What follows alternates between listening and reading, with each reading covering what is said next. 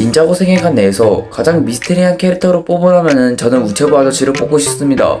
작가 피셜 로이드와 동급 수준의 무력을 가지고 있으며 노년의 나이임에도 꾸준히 일을 하고 있고 제4의 벽을 넘어서 시즌이라는 개념을 이해할 정도로 전지전능에 가까운 모습을 보여주었습니다. 닌자고 세계관 내에서 가장 미스테리한 캐릭터를 뽑을 때 많이 언급되는 캐릭터가 이 최초의 스피니추 마스터입니다.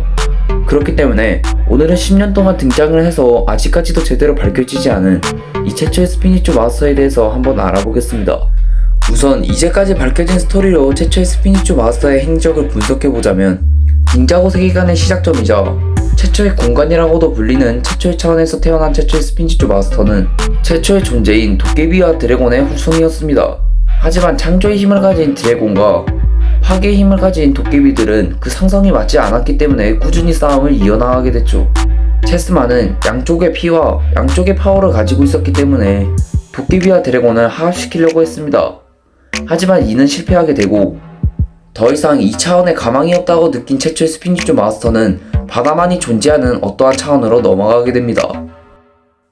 당시의 그 차원에는 작은 섬에서 거주를 하고 있던 키퍼들, 바닷속에서 살고 있는 멀론피아들, 그리고 이 차원을 지배하고 있는 워지라가 존재했습니다. 하지만 워지라는 상당히 위험했던 존재였기 때문에 키퍼들과 멀론피아와 함께 체스만은 이 워지라를 제압하게 되었습니다. 그 후에 최초의 스피니추 마스터는 4가지 황금무게의 힘을 이용해 닌자고의 땅을 만들게 되었는데요.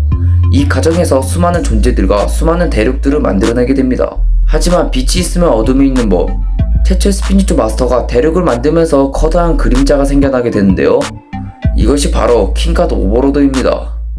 오버로드는 최초의 스피니추 마스터와 동급 수준의 무력을 가지고 있었으며 거기에 최강의 군대인 스톰한비까지 다루게 됨으로써 체스마를 몰아붙이게 되었는데요. 하지만 체스마는 닌자고 대륙을 2가지로 갈라놔 오버로드를 어둠의 섬에 봉인합니다. 후에 모든 전투가 끝난 이후 2아이가 생기게 되고 수명이 다해서 바닷가 어딘가에 멜론 크리스타와 함께 파묻히게 되었습니다. 닌자고에는 사후세계의 개념인 망자의 땅이라는 곳이 존재하는데요. 이곳에는 사망한 모든 존재들이 가는 곳으로 알려져 있습니다. 하지만 체스마만큼은 이곳으로 가지 않았는데요. 그렇기 때문에 이것이 상당한 미스테리입니다. 이 외에도 체스마와 관련된 미스테리들은 상당히 많이 있습니다.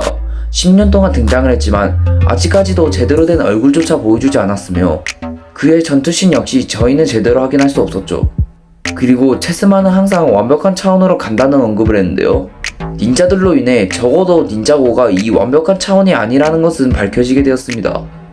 과연 체스마는 어떻게 생겼는지, 체스마는 사망하고도 왜 사후세계에 가지 않았는지, 그리고 그가 말하는 완벽한 세계는 무엇인지 벌써부터 궁금하네요.